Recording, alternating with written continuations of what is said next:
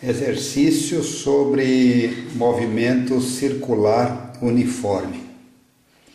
Nesse primeiro exercício, um disco de raio 50 centímetros gira no sentido anti-horário, contrário ao ponteiro dos relógios, em torno de um eixo fixo à Terra, com velocidade angular ômega constante, descrevendo ângulos de 60 graus a cada 2 segundos.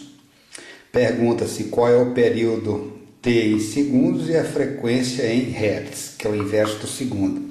Qual é o módulo do vetor velocidade angular ômega? Qual é o módulo do vetor velocidade tangencial para um ponto A que se encontra a 50 centímetros, ou seja, com um raio de 50 centímetros no disco, e também para um ponto B que se encontra em um raio igual a 25 centímetros sobre esse disco. Ou seja, o ponto A se encontra na periferia e o ponto B na metade do raio.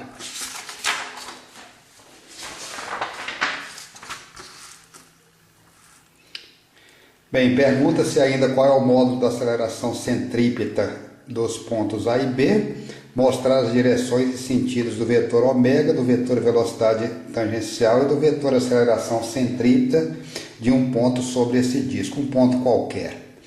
Em quanto tempo o ponto A gasta para percorrer uma distância S de 100 metros?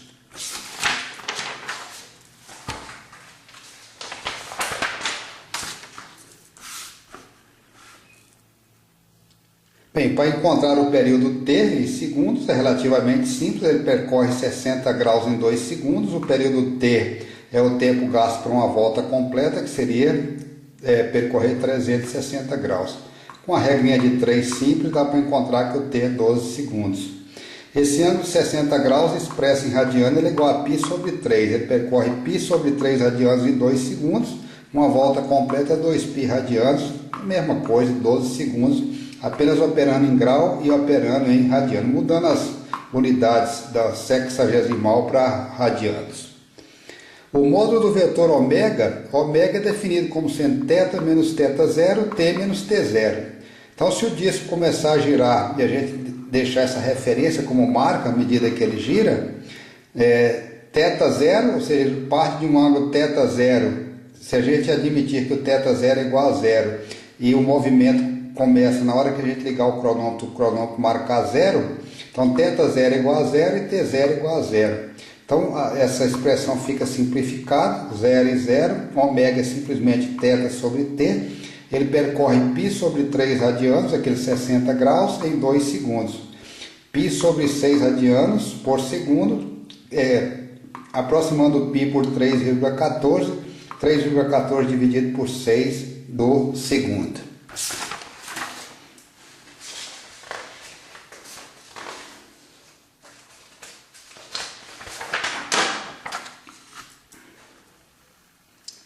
O que dá um valor de ômega, então, esse θ sobre t, 3,14 dividido por 6, 0,52 radiano a cada segundo.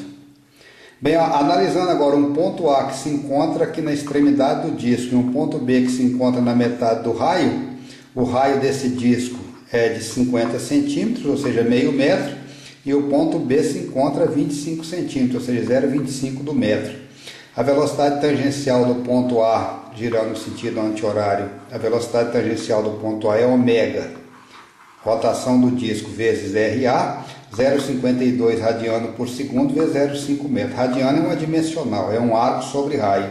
Então a velocidade tangencial vai ser 0,26, o produto desses dois números, metro por segundo. O radiano pode esquecer. A velocidade tangencial de B é ômega vezes RB. O que todos os pontos do disco têm em comum é o valor de ômega. Então vai ser ômega vezes RB, 0,52 radiano por segundo vezes 0,25 metro. A velocidade tangencial do ponto B é menor do que do ponto A, como a gente já tinha discutido na teoria.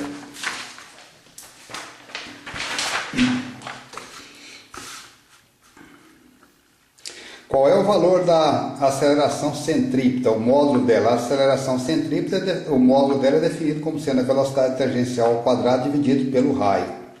O raio onde o ponto se encontra. A aceleração centrípeta do ponto A vai ser a velocidade tangencial do ponto A ao quadrado dividido pelo raio desse ponto A, que é a mesma coisa que ômega ao quadrado dividido por RA.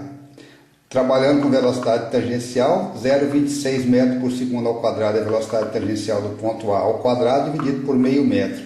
Está aqui a aceleração centrípeta do ponto A, 0,135 metros por segundo ao quadrado.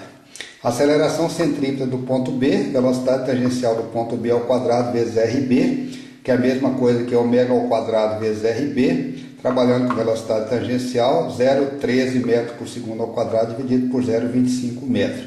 Aceleração centrípeta do ponto B, 0,068 metros por segundo ao quadrado. A aceleração centrípeta varia com o quadrado da velocidade tangencial e inversamente proporcional ao raio. É bom analisar esses dois valores, isso aqui é interessante.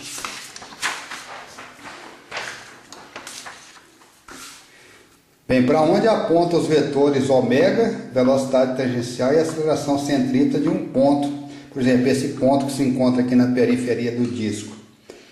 O vetor ômega tem que se adotar, já comentamos, né, a regra da mão direita. Então, se o disco está girando no sentido anti-horário, o vetor ômega aponta nesse sentido, é o que está mostrado aqui.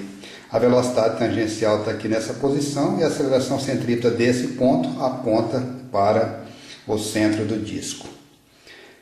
Bem, velocidade tangencial também é definido como sendo ΔS sobre ΔT. Então está aqui, se o movimento começou aqui em S0 igual a 0 e T0 igual a 0, dessa posição, a velocidade tangencial é esse arco dividido pelo tempo gasto para poder percorrer. Quando o ΔT ficar pequeno, esse ponto vai se aproximando desse que aqui está, e nós vamos ter então que a velocidade tangencial instantânea vai ser definido como a gente já discutiu anteriormente. Então, a velocidade tangencial é definida como sendo o arco dividido pelo tempo, isolando o tempo vai ser o arco dividido pela velocidade tangencial. Então o tempo vai ser S do ponto A, o tempo de A vai ser S de A dividido por VTA, 100 metros, que é o comprimento que ele vai percorrer, dividido pela velocidade tangencial desse ponto, que é 0,26 metros por segundo. Então o tempo para ele poder percorrer esses 100 metros vai ser igual a 385 segundos.